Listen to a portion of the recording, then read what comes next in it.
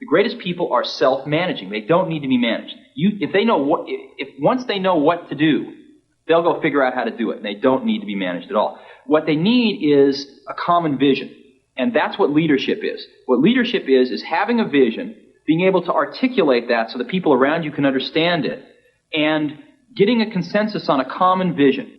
There's a certain amount of work that we really do have to take on ourselves and not expect for someone to do for you. The best coaches available to you will be of little resource to you if you're not able to do what work is required of you when it's time to do it. Real life, in the trenches bodybuilding means that you have to be inventive. You have to be a problem solver. You have to be able to troubleshoot, because at the end of the day, it's your responsibility to stay on target with your goal. Your goals, your dreams are important to you.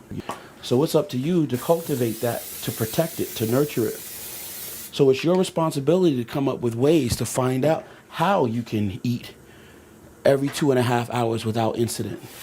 All the beginners, all the real, fledgling amateurs that have grand expectations of where they'd like to go in the sport, man, you gotta develop your tools. You gotta develop the use and awareness of your instrument. You gotta develop these skills. Here, I'm not talking about focusing on how many grams of protein as much as or how many grams of carbs, or how many grams of fat. What I'm focusing on here, though, is the development of character, which speaks to your ability to follow through and start to string together days of efficient action on a very basic level. There's work you got to do on your own, and you've got to be willing to bust your ass and get it done. You do the things that you can do to the best of your ability.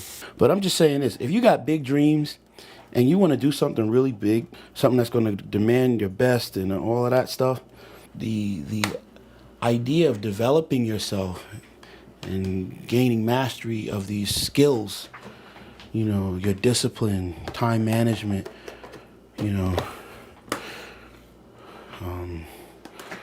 those things are critical to already have possession of. And that's the truth. No one should have to stand over you all day, every day. Hey man, are you on top of your schedule? Are you staying true to your path? Because at the end of the day, it's just not that important to everybody else. And if it's more important to other people than it is you, then there's a large part of your better potential that will not be tapped. Hours later, just across town, St. Pierre is back at work.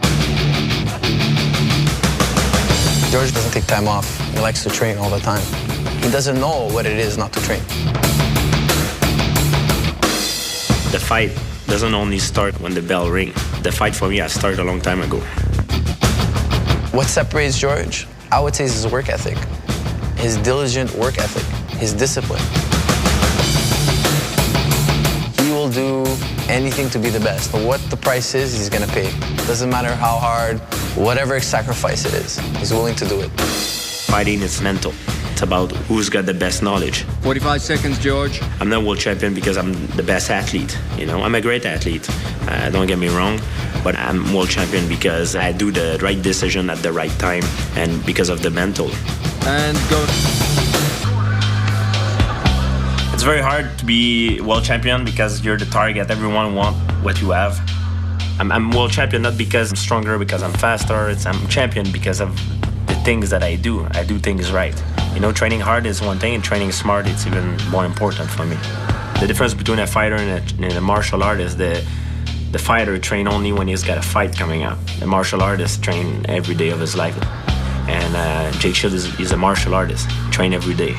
That's why he's a big threat to my title. The separation of talent and skill is one of the greatest misunderstood concepts for people who are trying to excel, who have dreams that want to do things. Talent you have naturally. Skill is only developed by hours and hours and hours of beating on your craft. There's no easy way around it. No matter how talented you are, your talent is going to fail you if you're not skilled. If you don't study, if you don't work really hard and dedicate yourself to being better every single day, you'll never be able to communicate with people, with your artistry, the way that you want. I've never really viewed myself as particularly talented. I've viewed myself as, you know, slightly above average in talent. And where I excel is ridiculous, sickening work ethic. You know, while the other guy's sleeping, I'm working. While the other guy's eating, I'm working. And I learned very young, you don't try to build a wall. You don't set out to build a wall. You don't say, I'm going to build the biggest, baddest, greatest wall that's ever been built. You don't start there. You say, I'm going to lay this brick as perfectly as a brick can be laid. There will not be one brick on the face of the earth that's going to be laid better than this brick that I'm going to lay in this next 10 minutes.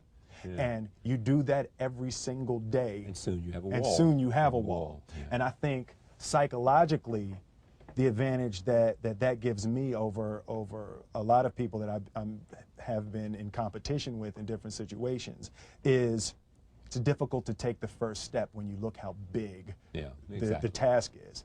The task is never huge to me. It's always one brick. I just put my head down and lay the first brick.